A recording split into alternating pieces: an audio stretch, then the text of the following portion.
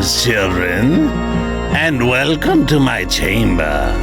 My name is Rotherick Gastblood, and I'm your host of Tales from the Dark Chamber. This week, we have a great show for you. Tales to make your skin crawl.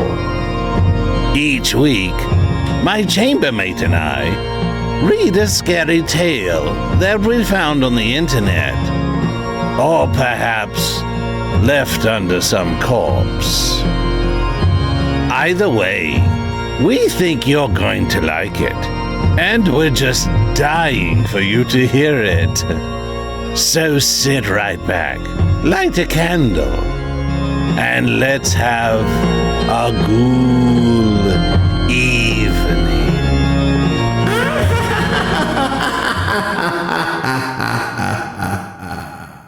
Hey, Rotherick.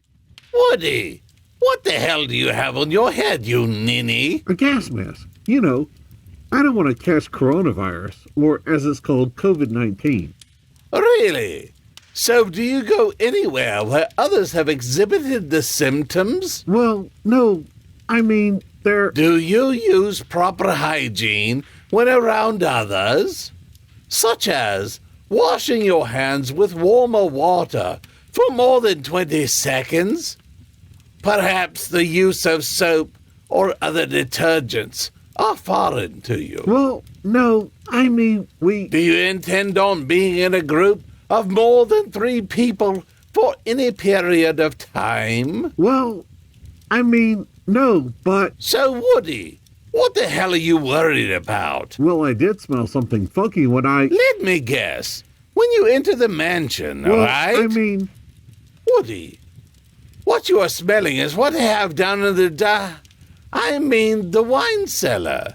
You know, where I keep all my vintage bottles. Ah, that's better.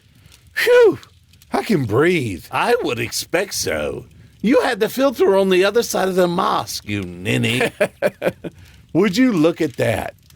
So, Woody, are we reading the next exciting tale of Stanley and the band of miscreants who are determined to upheave the efforts of our hero, Bathim? Hero? What do you mean, hero? Depends on which side of the crypt you're on.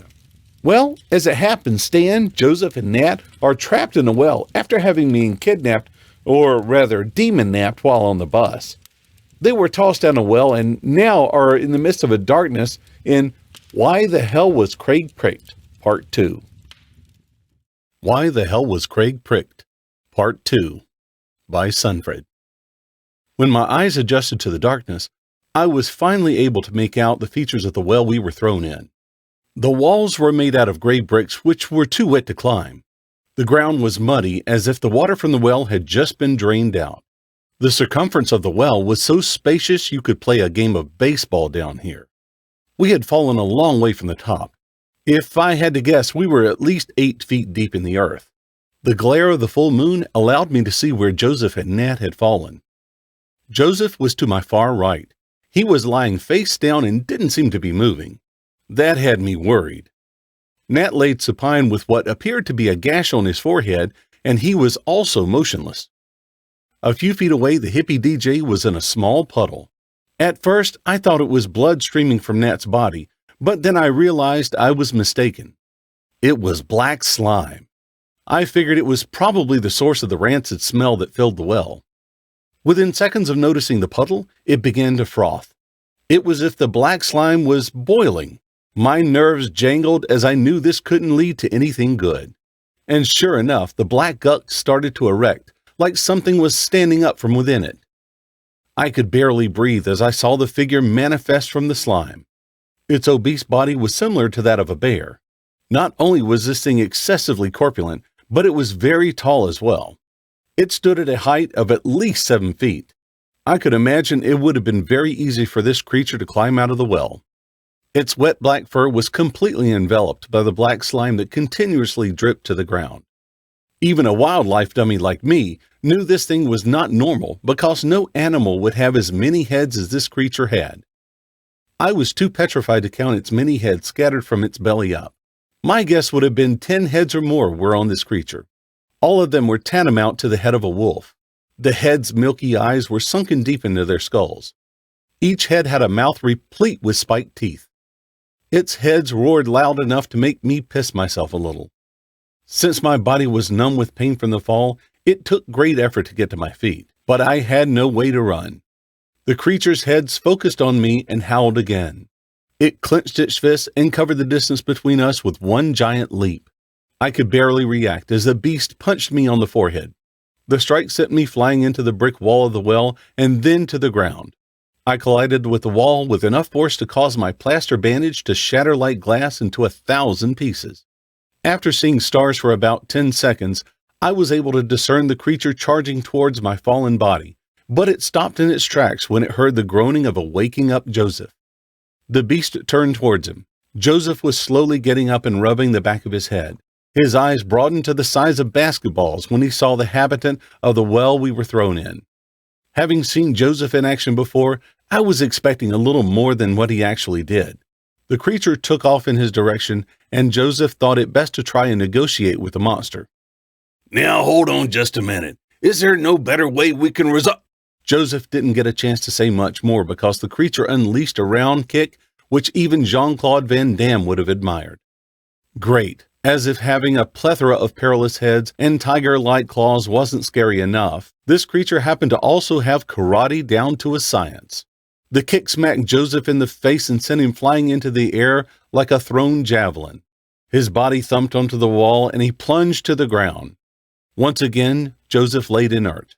The creature raced over to him, hoping to feast on his fallen body, but some of the heads noticed Nat was now getting up. The creature stopped, as half of its head wanted to go after Joseph, and the other half had taken an interest in Nat.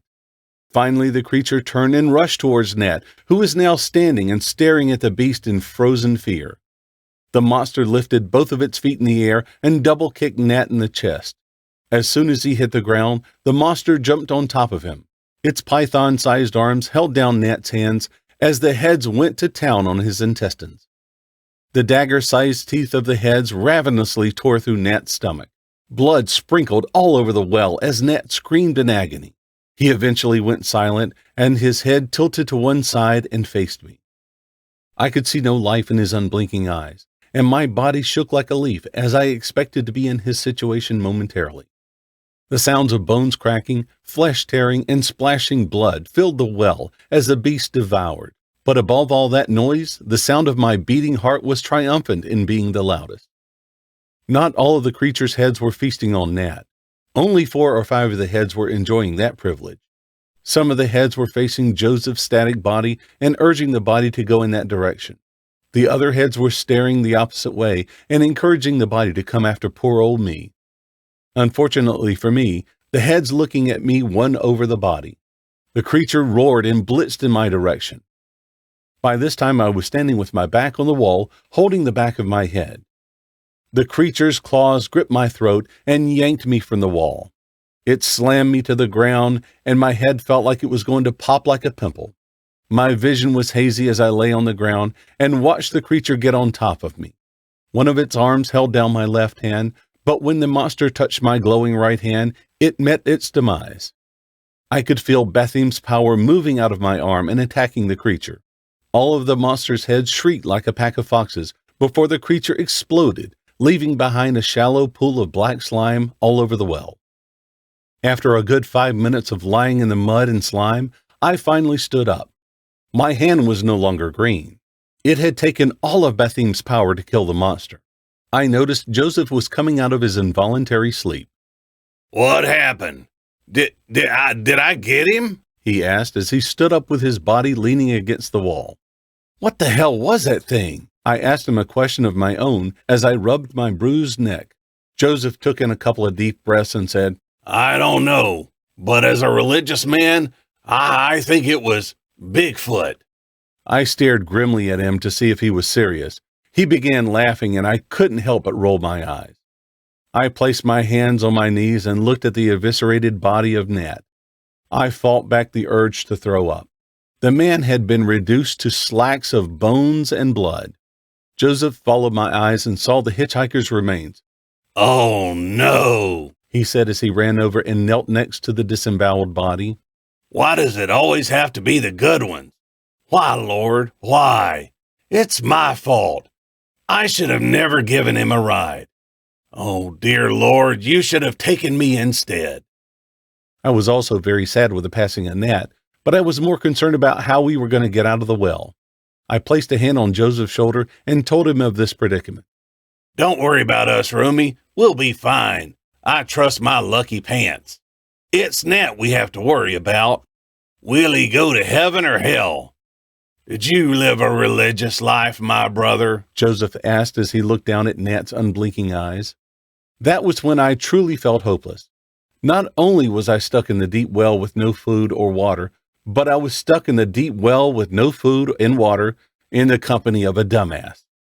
I couldn't see how his stupid pants were going to help us out of this well. But as soon as I realized I may have been the dumbass for not trusting Joseph's lucky pants, because 20 seconds after he said we would be fine, a rope dangled down from above. I told Joseph about the rope, and he prided himself on being right about his pants. I was a bit skeptical on who our Savior could be because no one looked down the well to check to see if we were alive or communicated with us in any way from above. But I knew better than to look a gift horse in the mouth, so I was the first to climb up the rope. My right hand might have been free from the cast in Bathim's power, but it was still fairly painful, so it was quite a challenge for me to get to the top. When I eventually got topside, I was stunned on who our rescuer was. I waited for Joseph to climb out of the well so that he could confirm what I was seeing because I could have been going crazy. However, when Joseph climbed out, he saw exactly what I saw. We had been saved by a bull, a big, fat, brown bull with long, sharp gray horns. It had the other side of the rope in its mouth and was staring blankly at us. I looked at Joseph hoping for an explanation, but he just shrugged and said thanks to the bull. What the hell? I asked him. He's probably a tracker, just helping out his fellow brethren, Joseph said as he saluted the bull. One of the things I had learned ever since I became involved with this strange world of demon tracking was not to think too much on certain things. This was definitely one of them, so I decided not to ponder too much on the bull. I turned to Joseph and asked him what we should do about the nuns. Oh, we need to exorcise them, of course, he replied. We could hear the nuns screaming and whistling in the farmhouse, where they seemed to be having a party. Music was blasting loudly from inside the house. Glasses breaking, loud laughter, and chants of chug, chug, chug were unmistakable noises of the nuns having a good time. We don't have any weapons. How are we going to fight them? I counted at least 20 nuns in that bus, I explained to Joseph. He placed his hand on his chin as he appeared to cogitate on what I had told him. I was prepared to punch him if he said anything about his damn lucky pants. However, the bull let out a long string of cow dung which piled up on the ground. Joseph's eyes lit up as he said, Well, there you go. We'll use the cow dung. What? That's bullshit. Exactly, Joseph replied. No, I mean, the idea is insane and ridiculous. Don't you see? This is no ordinary bull. It's a demon tracker just like us. The bull stands against evil. That's why it saved us from the well, and it's offering us tools to use against those nuns. Don't you see? To a great extent, everything Joseph said sounded loony, but I couldn't help to think he had a point. I had already seen a lot of demon trackers using weird methods to exorcise demons, so I assumed this was the bull's style. I'm telling you, this is going to work. I will go around the back and cut the power. As soon as that happens, that's your signal to move in from the front, and we'll ambush these damn nuns, Joseph said as he scooped up 2 handfuls of cow dung and thrust them in his pocket. He ran around the house, and I reluctantly took my handfuls of our new weapons. The bull just watched us as it chewed on the rope in its mouth. I crouched down on the front door of the house and waited for Joseph to make his move. After a few minutes, I noticed the lights go out of the house. Before I could storm through the door, I realized something. It went dead silent inside the house. There were no complaining remarks or groans that people usually make when something like this happens at a party. Not wanting to ruin our surprise attack, I shrugged off the thought and charged into the house. My eyes had already been accustomed to the darkness, so I had no problem making out the features of the house's interior. The house barely had any furniture. The few tables, chairs, paintings, and sofas it had were pitiable and covered with dust. Cobwebs also draped half of this furniture. Rats scampered along the wooden floor, which was strewn with heaps of empty beer bottles, and cockroaches loitered along the walls. I ran into the lounge only to find one nun in there, the head nun. She was kneeling in front of a lit fireplace with her back towards me. She was muttering something under her breath. My mind was too preoccupied with where the rest of the nuns had gone for me to try to decipher what the head nun was saying. "We underestimated you," the head nun finally spoke aloud in a terrifying childlike robotic voice. "Most people make that mistake," I smugly replied. She started laughing, and as she did, I noticed shadows moving all around me. I quaked in my boots as I also heard whispers murmur from the dark corners of the lounge. The head nun kneeling in the fireplace began rising. Her body kept surging up as her bones snapped and popped like popcorn until her head reached the roof. Her head rotated like an owl, emanating a loud scrunching sound until her swept black eyes stared down at me. Surprisingly, the rest of her body didn't turn with her head. Joseph ran into the lounge. He tossed a handful of the cow dung at the nun and remarked, "Out, demon, out!" Some of the stool hit the nun in the face and was dangerously close to her mouth. "Ew, what is this? Shit! Wait! Shit! What is wrong with you guys?" the shocked nun said in disgust. "You took our weapons, so we had to compromise. But you will find our new armor just as effective. Wait until its power kicks in," Joseph said as he threw another handful of the cow dung at the nun. The head nun rotated the rest of her body and removed the dung from her face and robe. She held it in her hands and waited for a few seconds to see if anything would happen. The look on her face told me she was genuinely concerned the cow dung would do something to her. But nothing happened. Roomy, throw some more of your holy shit at her. I'm all out," Joseph yelled. I threw both of my handfuls of cow dung at the nun, and they hit her in the chest. Fun fact, this is not the last time Joseph made me do something completely ridiculous. The nun threw down the stool from her hands and screamed, "Stop throwing feces at me. That's it. Attack them, sisters." A loud cacophony of whistles erupted from all around me, and the rest of the nuns emerged from nearly every direction. With no weapons and severely outnumbered, we stood no chance. I was held down to the floor by a number of nuns. One of them was already leaning down to bite me when I heard glass breaking, and the attention of all the nuns was drawn to the huge bull that stormed in through the window. Its hooves and horns were now glowing light green. It charged and smacked 3 of the nuns holding me down with one side of its horns. White flames lit up in the nuns' eyes, and they buffed out black slime. The bull lifted one of the nuns into the air with its horns and kicked her with its hind legs.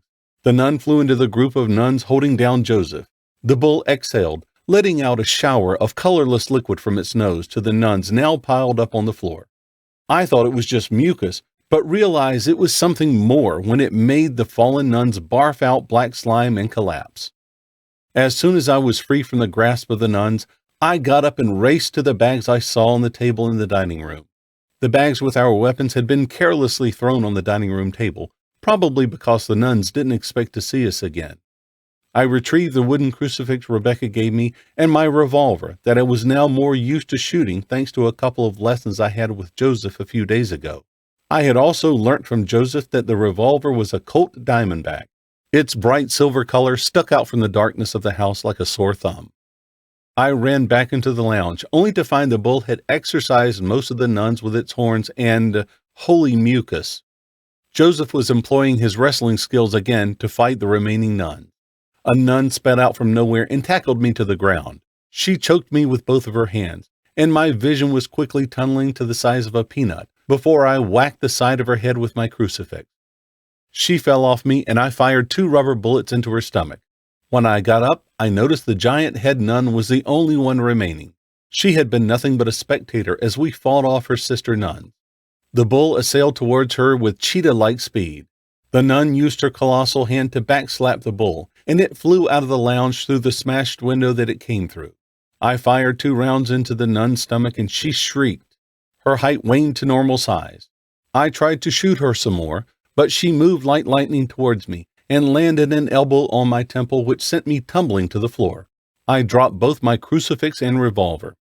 Joseph jumped on the head nun's back and stuffed cow dung in her mouth. I think he had picked up some of the dung he had initially thrown at her. I am not sure he realized that stuff just wasn't working.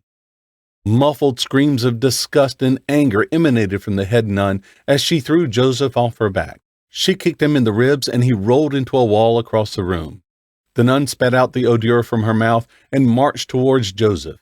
She placed her right foot on his neck and held up her hand with long, sharp nails. "Before you die, I just wanted you to know your zipper was open this whole time," she laughed. She was just about to cut into Joseph with her nails when I dashed for my revolver and fired 2 bullets into her back. White flames burned in her eyes and black slime poured out of her mouth. She then fell to the floor. "He knows. They are his lucky pants," I said. I don't know why I said that after the nun passed out. She obviously didn't hear me. I had not realized how much time we had spent in the well because when this whole flurry was over, it dawned on me it was now 4 a.m.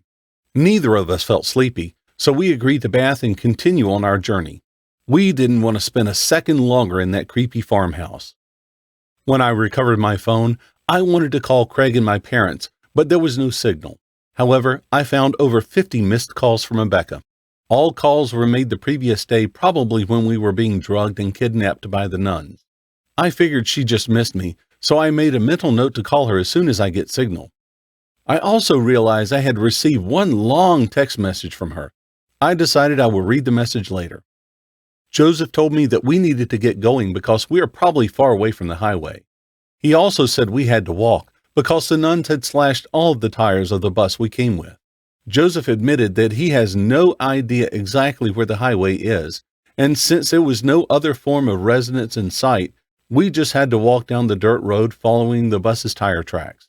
I suggested that we seal up the well with chains and metal like it was before.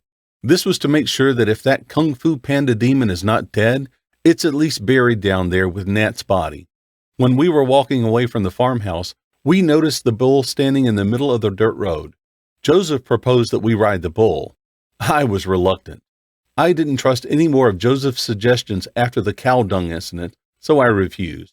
But the bull didn't seem to mind, as Joseph climbed on its back and rode it down the road. After a couple of miles, I got tired and I joined Joseph on the bull's back. We were moving very slowly, and I knew it was going to take a long time for us to get back to the highway. So I decided it was a good time for me to read Rebecca's long message. Why the Hell Was Craig Pricked? Part 2 by Sunfred. Well, folks, that's our story tonight. Rothrick and I hope you enjoyed it. We sure had a great time bringing it to you, and we really appreciate you listening. Tune in next week when we bring you another chilling Tales from the Dark Chamber. And just a note, if you're an aspiring author and want your story read here on Tales from the Dark Chamber, send us a note at talesfromthedarkchamber@gmail.com. If it creeps old Rothrick out enough, we'll air it. And subscribe to our channel here for notification of our next new episode, and follow us on Facebook, Twitter, and Instagram. Remember, hit that like button and help us grow the channel. Also, make sure you tell your friends about us. Spread the word. If you want your story recorded for your own use, or just want to have it, check out my website at woodygvoiceover.net. You can order there. And again, thank you for listening tonight.